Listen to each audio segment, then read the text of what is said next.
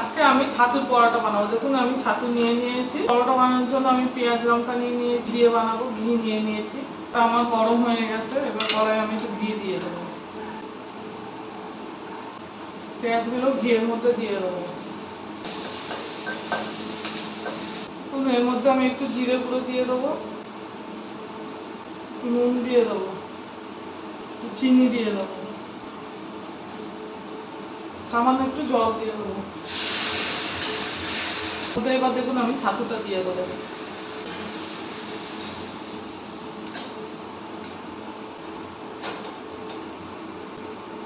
দেখুন আমি আটা নিয়ে নিয়েছি, এবার এতে একটু নুন দিয়ে দেবো সামান্য, তারপরে একটু তেল দিয়ে দেবো,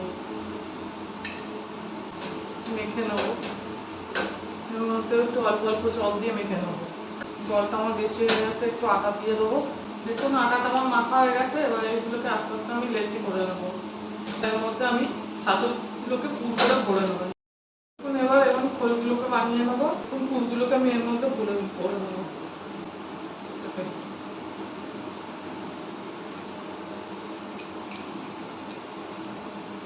দেখুন পুরগুলো সব ভরে নিয়েছি, এবার এগুলোকে আমি আস্তে আস্তে বেলে নেবো।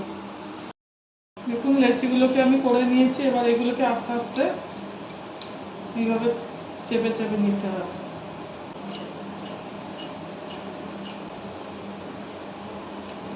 দেখুন আমার এটা বেলা হয়ে গেছে। দেখুন বেলাগুলো আমার সব হয়ে গেছে, এবার এগুলো আমি আস্তে আস্তে ভেজে নেবো। আমার গরম হয়ে গেছে, এগুলো আমার এবার আমি দিয়ে দেবো।